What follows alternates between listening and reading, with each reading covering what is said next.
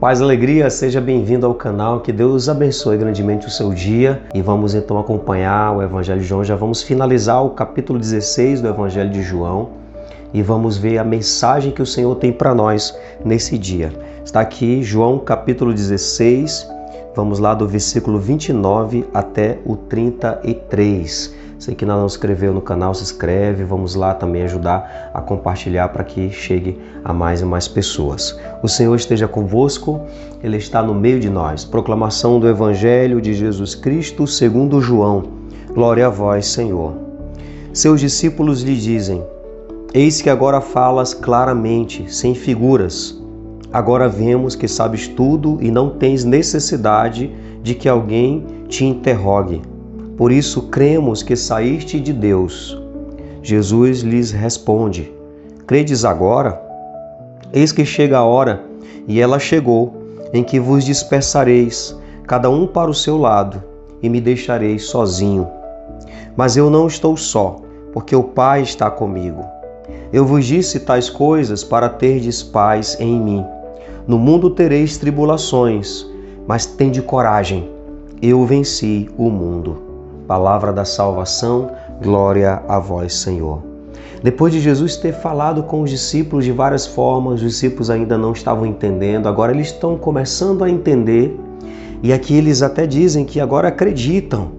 Os discípulos estão dizendo que Jesus agora está falando claramente, sem figuras, e agora sabem que ele vem da parte de Deus, e eles acreditam. Mas Jesus começa a dizer para eles: vocês estão crendo agora?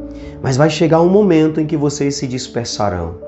Os discípulos estão acreditando naquele momento em Jesus, mas será que eles vão manter esta fé quando vierem as adversidades, as perseguições? Jesus já está advertindo eles em relação às perseguições que eles vão enfrentar. Estamos aqui no século 100, por volta do século 100 depois de Cristo. O Evangelho de João foi escrito nesse tempo de perseguição. Será que os cristãos iriam manter esta fé mesmo no meio das perseguições? Jesus estava advertindo.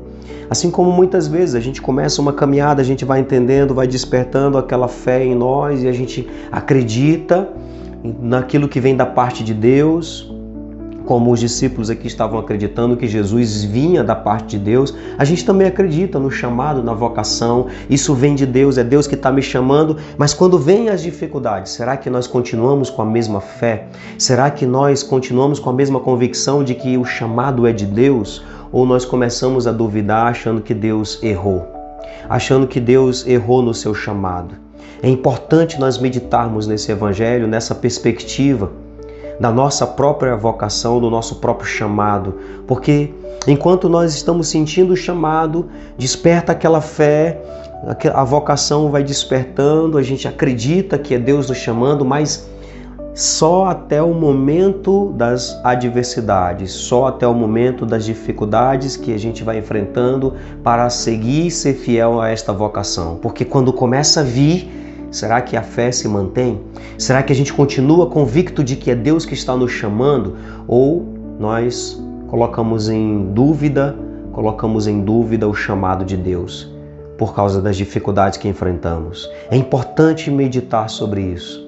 E é importante saber que Deus não erra no seu chamado. É importante saber que Deus nos chama, mas nós temos que estar prontos para as adversidades. Por isso que Jesus vai dizer para os discípulos: no mundo vocês terão aflições, mas coragem, porque eu venci o mundo. Jesus vai dizer: vocês têm que ter paz em mim. Eu disse essas coisas para que vocês fiquem em paz. Vocês vão me abandonar. Jesus está dizendo para os discípulos: vão me abandonar, vão se dispersar, mas fiquem em paz, fique tranquilo. Jesus está advertindo os discípulos do abandono que eles vão fazer, eles vão se dispersar, vão deixar Jesus sozinho, mas Jesus diz: fiquem em paz, fiquem em paz. Jesus entende, Jesus sabe das tribulações, das dificuldades que ele vai enfrentar, mas é preciso que o discípulo também compreenda, entenda que ele vai passar também por momentos difíceis, momentos também de solidão, momentos em que ele vai se sentir só, momentos de perseguições. E Jesus diz no Evangelho: no mundo tereis tribulações, mas tende coragem, eu venci o mundo. Jesus os encoraja.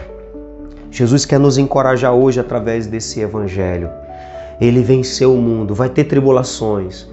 Nós vamos muitas vezes, diante da nossa vocação, do chamado de Deus, vamos enfrentar desafios, vêm os momentos de crise, de dúvidas, vêm muitas situações em que quer abalar a nossa fé.